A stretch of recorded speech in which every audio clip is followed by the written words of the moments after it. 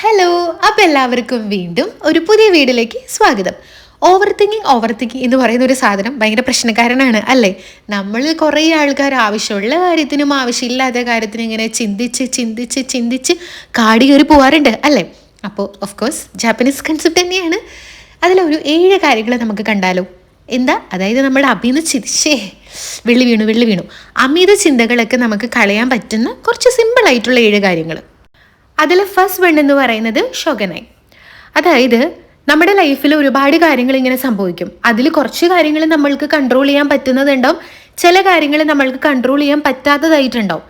നമ്മൾ ഈ കൺട്രോൾ ചെയ്യാൻ പറ്റുന്നതാണെങ്കിലും കൺട്രോൾ ചെയ്യാൻ പറ്റാത്ത കാര്യമാണെങ്കിലും ഒരുപാട് ആൾക്കാർ ഇങ്ങനെ ടെൻഷൻ അടിച്ചിരിക്കാറുണ്ട്. നമുക്ക് കൺട്രോൾ ചെയ്യാൻ പറ്റുന്ന കാര്യമാണെങ്കിൽ ഓക്കെ, നമുക്ക് അടുത്തത് എന്താ ചെയ്യാൻ പറ്റുക അന്വേഷിച്ചിട്ട് അത് സോൾവ് ചെയ്യാൻ പറ്റും. പക്ഷെ കൺട്രോൾ ചെയ്യാൻ പറ്റാത്ത കാര്യത്തെ പറ്റിയിട്ട് നമ്മൾ എത്ര തല പൊകഞ്ഞ് കാട് കയറി ചിന്തിച്ചാലും അതിലൊരു മാറ്റം ഉണ്ടാവാൻ പോണില്ല.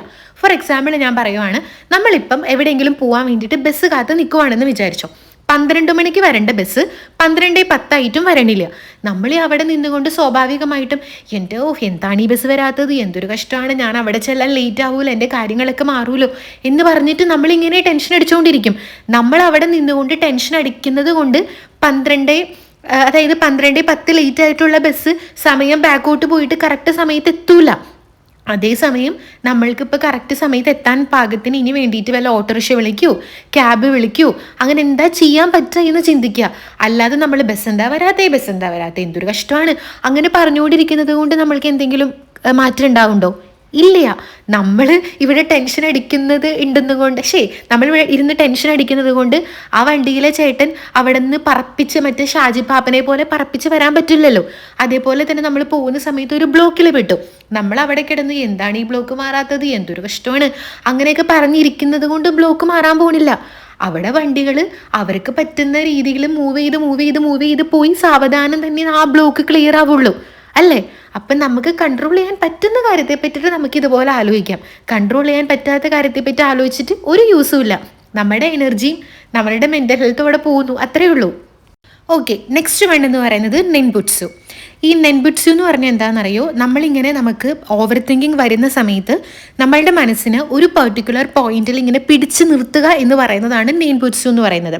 അതായത് അതിനൊരുപാട് മാർഗ്ഗങ്ങളുണ്ട്. നമുക്കത് സീരിയസ്ലി ഭയങ്കര എഫക്റ്റീവ് ആയിട്ടുള്ളതാണ്.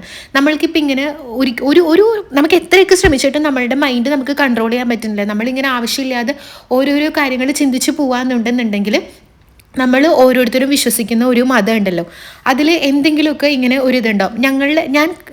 നമുക്കിങ്ങനെ ഒരു സുഹൃത ജപം അല്ലെങ്കിൽ ഇങ്ങനെ നാമം ചൊല്ലുക അങ്ങനെയൊക്കെ നമ്മൾ പറയൂലേ. അപ്പോൾ നമുക്ക് കോൺഫിഡൻസ് തരുന്ന ഒരു പെർട്ടിക്കുലർ വേർഡോ അല്ലെങ്കിൽ ഒരു പെർട്ടിക്കുലർ സെൻറ്റൻസോ അങ്ങനെ ഉണ്ടെന്നുണ്ടെങ്കിൽ നിങ്ങൾ ഒരെണ്ണം കണ്ടുപിടിച്ച് വെക്കുക. അല്ലെങ്കിൽ സിമ്പിളായിട്ട് ഇതിലൊന്നും വിശ്വസിക്കാത്ത ആൾക്കാരാണെന്നുണ്ടെങ്കിൽ thank you for all the blessings, അങ്ങനെ എല്ലാത്തിനും നന്ദി പറയുക. താങ്ക് യു എന്ന് പോലും പറഞ്ഞുകൊണ്ടിരുന്നാൽ മതി. അങ്ങനെ നമുക്കിഷ്ടപ്പെട്ട എന്തെങ്കിലും ഒരു ജപം അല്ലെങ്കിൽ ഒരു പർട്ടിക്കുലർ വേർഡ്, ഒരു സുഹൃത ജപം അങ്ങനെ എന്തെങ്കിലും നമ്മൾ മനസ്സിൽ കണ്ടുപിടിച്ചിട്ട് ഇതുപോലെ നമ്മൾക്ക് പല പല ചിന്തകൾ വരുന്ന സമയത്ത് റിപ്പീറ്റ് ചെയ്ത് നമ്മൾ ആ ഒരു പർട്ടിക്കുലർ വേർഡ് ഇങ്ങനെ പറഞ്ഞുകൊണ്ടിരിക്കുക. കുറേ നേരം നമ്മളിങ്ങനെ പറഞ്ഞുകൊണ്ടിരുന്ന് കഴിയുമ്പോണ്ടല്ലോ നമ്മൾ ആ വേർഡിലോട്ടേക്ക് നമ്മൾ ഫോക്കസ് ആവും. അപ്പോൾ പ്രത്യേകം ശ്രദ്ധിക്കേണ്ടത്, നമ്മൾ കണ്ടുപിടിച്ച് വെക്കുന്ന വേർഡ് എന്ന് പറയുന്നത് ഒരിക്കലും നെഗറ്റീവായിട്ട് വൈബ് വരുന്നതായിരിക്കരുത്. നമ്മൾക്ക് ഹാപ്പിനെസ് അല്ലെങ്കിൽ ഒരു പോസിറ്റിവിറ്റി തരുന്ന ഒരു വേർഡ് നിങ്ങൾ കണ്ടുപിടിച്ചിട്ട് ഇതുപോലെ എന്തെങ്കിലും പല പല ചിന്തകൾ വരുമ്പോൾ അതിങ്ങനെ മനസ്സിൽ റിപ്പീറ്റ് ചെയ്ത് പറഞ്ഞുകൊണ്ടിരിക്കുക. And it's really effective. പിന്നെ തേർഡ് വൺ എന്ന് പറയുന്നത് ഷിറിൻ യോഗു, അതായത് നമ്മളുടെ ഫോറസ്റ്റ് ബാത്തിങ്.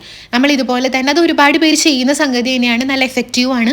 ഇതുപോലെ നമുക്ക് എന്തെങ്കിലും സങ്കടങ്ങളോ ഓവർ തിങ്കിങ്ങോ ഒക്കെ വരുമ്പോൾ കുറച്ച് വെളിയിൽ ഇറങ്ങിയിട്ട് കുറച്ച് പൂക്കളും അല്ലെങ്കിൽ ചെടികളും മരങ്ങളൊക്കെ ഉള്ള സ്പേസിൽ കൂടെ നമ്മൾ നടക്കുക.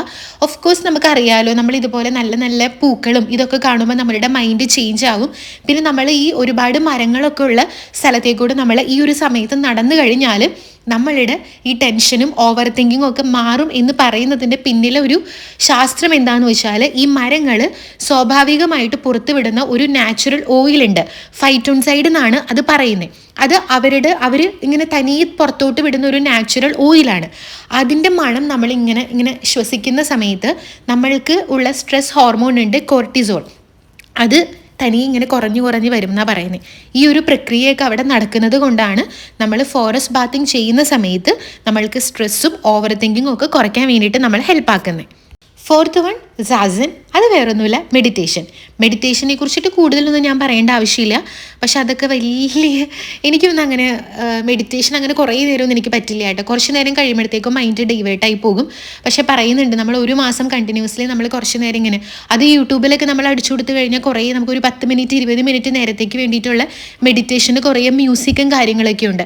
അതായത് അല്ലാതെ നമ്മൾ നമ്മുടെ ശ്വാസത്തിൽ ഇങ്ങനെ കോൺസെൻട്രേറ്റ് ചെയ്തിരിക്കാൻ സ്റ്റാർട്ടിങ്ങിലൊക്കെ നമുക്ക് ഭയങ്കര ഡിഫിക്കൽട്ടായിരിക്കും.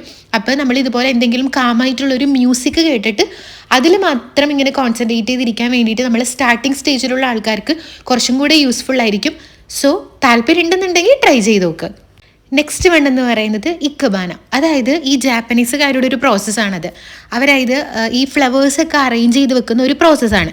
അതായത് അവർ ഇതുപോലെ എന്തെങ്കിലും ഇവർക്ക് ഒരുപാട് ടെൻഷൻസും ഇങ്ങനത്തെ ഓവർ തിങ്കിങ്ങും ഒക്കെ വരുമ്പോൾ അവർ ചെയ്യുന്നത്, അവരിപ്പം ഈ ഫ്ലവേഴ്സൊക്കെ ഉണ്ടല്ലോ, ഓൾറെഡി ഇപ്പോൾ അവരുടെ വീട്ടിലുള്ള ഫ്ലവേഴ്സ് ആണെന്നുണ്ടെങ്കിൽ അതൊക്കെ കട്ട് ചെയ്യും. ഇല്ലെന്നുണ്ടെങ്കിൽ അവർ പൂക്കൾ മേടിച്ചിട്ട് അവരുടെ വീട്ടിൽ ഇങ്ങനെ ഈ ഫ്ലവർ വേസിലൊക്കെ പോലെ ഇവർ അറേഞ്ച് ചെയ്തിങ്ങനെ വെക്കും അത്.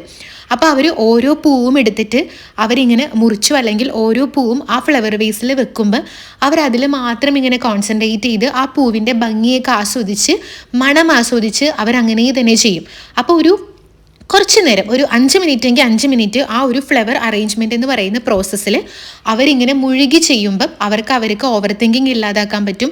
ആ ഓവർ തിങ്കിങ് ഇല്ലാതാക്കി കഴിഞ്ഞാൽ തന്നെ ഒരുപാട് ടെൻഷൻസും കാര്യങ്ങളൊക്കെ അവർക്ക് ഇല്ലാതാക്കാൻ വേണ്ടി പറ്റും. ഇനിയിപ്പോൾ നമ്മൾ ഈ പൂവൊക്കെ മുറിച്ച് arrange ചെയ്യണമെന്നൊന്നുമില്ല.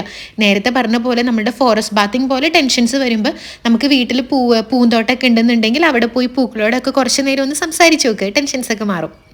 Next one wabi sabi. ഇത് നമ്മളൊരു വീഡിയോ മുന്നേ ചെയ്തിട്ടുണ്ട്. അതായത് ഇംപെർഫെക്ഷൻസും നമ്മൾ അക്സെപ്റ്റ് ചെയ്യാൻ പഠിക്കുക. പറഞ്ഞ പോലെ നമ്മൾ മനുഷ്യന്മാരാണ്, എല്ലാ കാര്യങ്ങളും നമ്മൾക്ക് 100% പെർഫെക്റ്റ് ആയിട്ട് ചെയ്യാൻ പറ്റില്ല. ഇന്ന് ചെയ്യുമ്പോൾ നല്ലതായി വരും, നാളെ ചെയ്യുമ്പോൾ ചിലപ്പോൾ എന്തെങ്കിലുമൊക്കെ തെറ്റുകുറ്റങ്ങൾ വരും. അതൊക്കെ അക്സെപ്റ്റ് ചെയ്യാൻ പഠിക്കുക, അതിലും ഭംഗി കാണാൻ വേണ്ടിയിട്ട് ശ്രമിക്കുക. അങ്ങനെ എല്ലാം എപ്പോഴും പെർഫെക്റ്റ് ആയിട്ട് ഇരിക്കില്ലേ എന്ന് നമ്മൾ മനസ്സിനെ പറഞ്ഞ് പഠിപ്പിക്കുക. അപ്പോൾ തന്നെ കുറേ ടെൻഷൻ മാറും അല്ലേ. കാരണം ഇന്നിപ്പോൾ നമ്മൾ നല്ല അടിപൊളിയായിട്ട് ചെയ്തു, നാളെ അതിൽ എന്തെങ്കിലും മിസ്റ്റേക്ക് വന്നാൽ തന്നെ നമുക്ക് അയ്യോ എന്തൊരു കഷ്ടമാണ്, ഞാൻ ഇന്നലെ നന്നായി ചെയ്തു, ഇന്ന് എനിക്ക് ചെയ്യാൻ പറ്റിയില്ല. It's quite normal and it's natural. അപ്പോൾ അതിൽ ടെൻഷൻ വേണ്ട. ലാസ്റ്റ് വൺ വരുന്നത് ഗാമൻ. അത് ഒരു പ്രോസസ്സ് എന്നൊന്നും പറയാൻ പറ്റില്ല. നമ്മുടെ ലൈഫിൽ ഇതേപോലെ തന്നെ നമ്മുടെ ജീവിതമാണ്, നമ്മൾ പ്രതീക്ഷിക്കാത്ത സമയത്ത് പല പല വെല്ലുവിളികളും നമുക്ക് നേരിടേണ്ടി വരും. അപ്പോൾ അതൊക്കെ നമ്മൾ അക്സെപ്റ്റ് ചെയ്യാൻ വേണ്ടിയിട്ടുള്ള ഒരു കരുത്ത് വേണം. അതായത് ഈ പറഞ്ഞ പോലെ ഒരുപാട് ആൾക്കാർ എന്തെങ്കിലും ഒരു പ്രശ്നം വരുമ്പോഴത്തേക്കും ഭയങ്കരമായിട്ട് തളർന്നു പോയിട്ട് ഇനി എന്താ ചെയ്യാൻ പറ്റാത്തതെന്ന് ഉള്ള ഒരു സിറ്റുവേഷനിൽ നിൽക്കുന്ന ആൾക്കാരുണ്ട്. പക്ഷേ ഈ മുന്നേ പറഞ്ഞ കാര്യങ്ങളൊക്കെ നമ്മൾ പ്രാക്ടീസ് ചെയ്ത് വന്നാൽ ഈ ഒരു സാധനം നമുക്ക് പറ്റും. ഗാമൻ നമ്മുടെ മുന്നിൽ വരുന്ന സിറ്റുവേഷൻസിനെ ഫേസ് ചെയ്യാൻ വേണ്ടിയിട്ടുള്ള ഒരു കഴിവ് നമുക്ക് ഉണ്ടായിരിക്കും. അപ്പോൾ സെറ്റല്ലേ. പിന്നെ ഇന്ന് നമ്മളുടെ പെരുന്നാളാണ്. അപ്പോൾ എല്ലാവർക്കും എൻ്റെയും എൻ്റെ കുടുംബത്തിൻ്റെയും വക ഈദ് മുബാറക്. എല്ലാവരും ഹാപ്പി ആയിട്ടിരിക്കുക, അടിപൊളിയായിട്ടിരിക്കുക. അപ്പോൾ നമുക്ക് അടുത്ത വീഡിയോയിൽ കാണാം. ടാറ്റാ.